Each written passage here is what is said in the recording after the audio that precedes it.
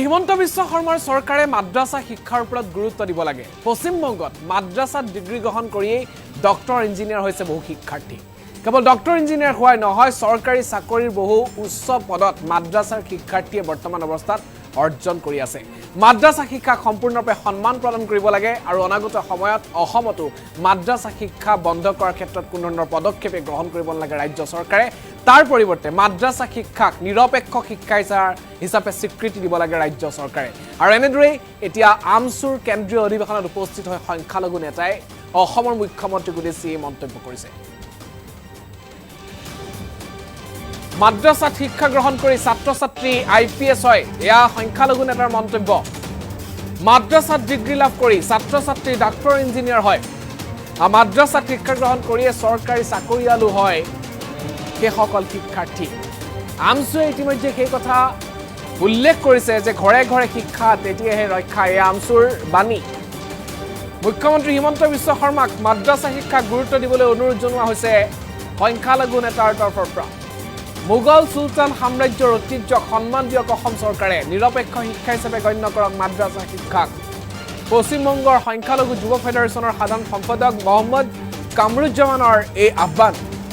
তেজপুৰত অনুষ্ঠিত হৈছে আমচুৰ কেন্দ্ৰীয় অধিৱেশন। এই অধিৱেশনত এই আহ্বান জনাইছে পশ্চিমবংগৰ সংখ্যালঘু নেতাজন। সকলো চৰকাৰী চাকৰিত চাকৰিয়াল হৈছে মাদ্ৰাছাত শিক্ষা গ্ৰহণ কৰি, ডক্টৰ ইঞ্জিনিয়াৰ হৈছে IPS হৈছে। মাদ্ৰাছা শিক্ষা ব্যৱস্থাক সন্মান আৰু স্বীকৃতি দিব লাগে অসম চৰকাৰে। পশ্চিমবংগত সেই স্বীকৃতি ইতিমধ্যে লাভ কৰিছে। পশ্চিমবংগত মাদ্ৰাছাৰ পৰা ডিগ্ৰী লৈ আমাৰ ল'ৰা ছোৱালী IAS হৈছে, আমাৰ ল'ৰা ছোৱালী বুলি উল্লেখ কৰিছে, অৰ্থাৎ মুছলমান সম্প্ৰদায়, সংখ্যালঘু সম্প্ৰদায়। মাদ্ৰাছা শিক্ষা ব্যৱস্থাক নিৰপেক্ষ শিক্ষা হিচাপে গ্ৰহণ কৰিব লাগে, এয়া সংখ্যালঘু নেতাৰ মন্তব্য আমচুৰ কেন্দ্ৰীয় অধিৱেশনত। এই বিষয়টো অসম চৰকাৰে আন্তৰিকতাৰে বিবেচনা কৰিব লাগে। অসমতো মাদ্ৰাছা শিক্ষাক সমানে মান্যতা দিব লাগে। অসমত মাদ্ৰাছা বন্ধ নকৰিবলৈ মুখ্যমন্ত্ৰীক আহ্বান জনাইছে যুৱ ফেডাৰেশ্যন পশ্চিমবংগৰ নেতা মহম্মদ কামৰুজ্জামানে। পশ্চিমবংগ চৰকাৰৰ দৰে অসম চৰকাৰেও মাদ্ৰাছা শিক্ষাক গুৰুত্ব দিব লাগে। আমি কাৰোবাক সন্মান কৰিলে আমি সৰু হৈ নাযাওঁ, সন্মান বাঢ়িহে যাব, এই মন্তব্য।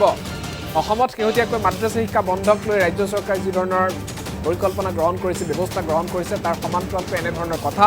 45,000 টকা ইতিমধ্যে ইমামক প্ৰদান কৰা হৈছে। সেই কথা উল্লেখ কৰা হৈছে যে 45,000 ইমামক পশ্চিমবংগ চৰকাৰে 3,000 টকা মাহিলী ভাত্তা দিছে। আৰু 25,000 ইমামক 3,000কৈ ভাত্তা দিয়া পশ্চিমবংগ চৰকাৰ সমান্তৰালকৈও অসম চৰকাৰে মাদ্ৰাছাৰ ইমামক দিব লাগে সন্মান, অৰ্থাৎ ইমামক ভাত্তা দিয়াৰ আহ্বান জনোৱা হৈছে সংখ্যালঘুৰ তৰফৰ পৰা। অসমতো মাদ্ৰাছা শিক্ষা প্ৰৱৰ্তন কৰি বিশেষ ব্যৱস্থা গ্ৰহণ কৰক চৰকাৰে। এই মুহূৰ্তত আমি আগবঢ়াব বিচাৰিছোঁ সেই মন্তব্য। কি কৈছে মহম্মদ কামৰুজ্জামানে? আজিৰ দিনটোত তেজপুৰৰ ভুমুৰাগুৰিৰ আমতলা খেলপথাৰত অনুষ্ঠিত হৈছিল আমচুৰ 16 সংখ্যক দ্বিবাৰ্ষিক কেন্দ্ৰীয় অধিৱেশন। এই অধিৱেশনতে উপস্থিত আছিল পশ্চিমবংগৰ সংখ্যালঘু যুৱ ফেডাৰেশ্যনৰ নেতা মহম্মদ কামৰুজ্জামান। এই আহ্বান জনাইছে অসম চৰকাৰক। আমি আগবঢ়াইছোঁ। ছাত্ররা মাদ্রাসার ডিগ্রি নিয়ে তারা পুলিশের চাকরি করে, মাদ্রাসার ডিগ্রি নিয়ে পশ্চিম বাংলায় WBCS হওয়ার সুযোগ পায়, মাদ্রাসার ডিগ্রি নিয়ে IAS পরীক্ষায় বসার সুযোগ পায়, তারা সমস্ত সরকারি চাকরিতে সুযোগ পাচ্ছে। আমি আশা করব পশ্চিম বাংলার পাশাপাশি এই আসাম রাজ্যেও মাদ্রাসার যে নিরপেক্ষতা, ভারতবর্ষের সংবিধানের 30 ধারাতে মাদ্রাসা শিক্ষা ব্যবস্থার যে স্বীকৃতি এবং সম্মান দেওয়া হচ্ছে, সেটা যেন আসাম সরকার যথাযথ আন্তরিকতার সঙ্গে সেদিকে নজর রাখেন। আমি সেই মাদ্রাসার শিক্ষকরা, হাই স্কুলের শিক্ষকরা যতটা বেতন পান, যতটা সুবিধা পান, একই সুবিধা একই বেতন মাদ্রাসার শিক্ষকরাও কিন্তু পেয়ে থাকেন। এটা পশ্চিম বাংলার পাশাপাশি আসামের শিক্ষক বন্ধুদেরকেও সেই সমান সুযোগ দেওয়া দরকার। মনে রাখতে হবে, আমি যদি কাউকে সম্মান করি তাহলে আমি কিন্তু ছোট হব না, বরং আমি সম্মানিত হব। তাই অন্যকে সম্মান দিয়ে নিজেকে সম্মানিত হওয়ার জন্য আমি হেমন্ত বিশ্ব শর্মা সরকারকে অনুরোধ করব, অন্যকে অধিকার দিয়ে নিজে মহৎ গুণের এবং মহৎ মানুষের পরিচয় দিন। আমি এই মেসেজ আজকে ঐতিহাসিক ছাত্র কনভেনশন থেকে আমি সরকারের কাছে দিয়ে যাব। পশ্চিম বাংলায় যে ওয়াকফ সম্পত্তি আছে, সেই ওয়াকফ সম্পত্তি থেকে, সেই ওয়াকফ বোর্ড থেকে আজকে প্রায় 45,000 ইমাম সাহেবকে মাসে 3,000 টাকা করে ভাতা দেওয়া হয়। আপনারা আরো শুনলে খুশি হবেন, পশ্চিম বাংলায় 40,000 মুয়াজ্জিন সাহেবকে মাসে 1,500 টাকা করে ভাতা দেওয়া হয়। মসজিদ কমিটি তো দেন, তার পাশাপাশি ওয়াকফ বোর্ড থেকে এটা সরকার ওয়াকফ সম্পত্তির আয় থেকে সরকার দিচ্ছেন।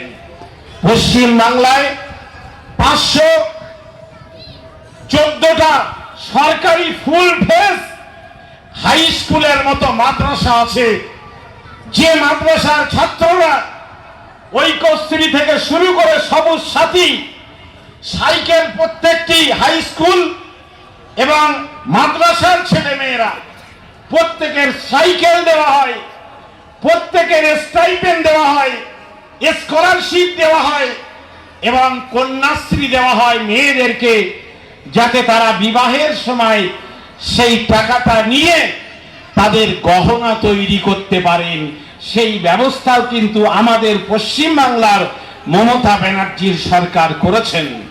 মানুষের উন্নয়নের জন্য আমি আশা করব যে আসামের সরকার এই ধরনের সামাজিক প্রকল্পগুলোতে তিনি জাতি ধর্ম নির্বিশেষে এই ধরনের সামাজিক প্রকল্পগুলোতে তিনি আন্তরিকভাবে নজর দেবেন। ধর্ম আমাদের সবার একটা পিপাসা। আমি নিজে ধার্মিক, শিখ আছে, আমাদের ভারতবর্ষের ঐতিহ্য। হিন্দু ভাইরা তারা মন্দিরে গিয়ে ঘন্টা বাজাবেন, মুসলমান ভাই তারা মসজিদে গিয়ে আজান দেবেন। এটা ভারতবর্ষের পরম্পরা, ঐতিহ্য। এটা স্বাধীন ভারত যেমন এই ঐতিহ্য বহন করেছে, ইংরেজ আমলেও ভারতবর্ষ এই ঐতিহ্য বহন করেছে, মোগল শাসনে এই ঐতিহ্য বহন করেছে, সুলতানি শাসনেও এই ঐতিহ্য বহন করেছে। আমি আশা করব যে ভারতবর্ষের এই ঐতিহ্য আর এই পরম্পরা আমাদের দেশের প্রত্যেকটি রাজনৈতিক দল, প্রত্যেকটি সরকার তারা এই ঐতিহ্য আর এই পরম্পরাকে সম্মান জানাবেন।